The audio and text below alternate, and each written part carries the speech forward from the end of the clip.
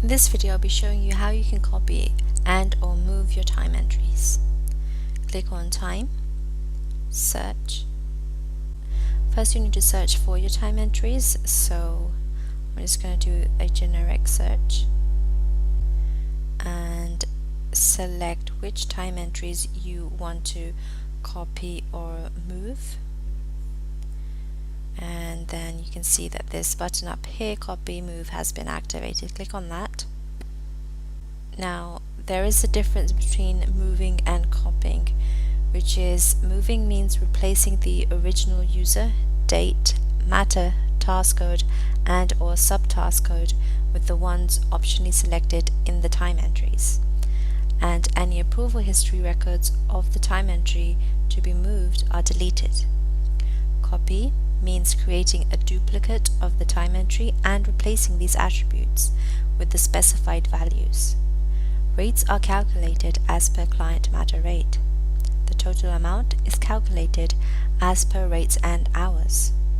The specified value overrides the value in the time entry when the time entry is copied or moved.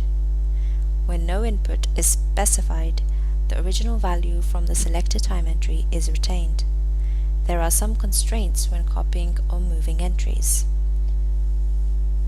These constraints are that if the professional is not assigned to the matter to which the timekeeper is being copied or moved to, the user cannot create or move the time entry unless they are the firm admin.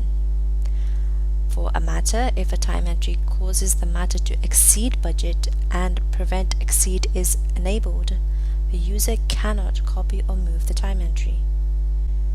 And for task codes, if the original time entry has a matter setting different from the new matter and required task code or subtask code is missing, the user cannot copy or move the entry.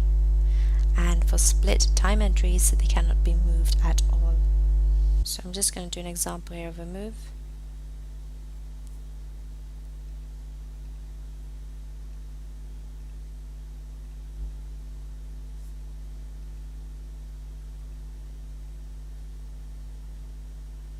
And there we have a successfully moved time entry, and let's do a copy.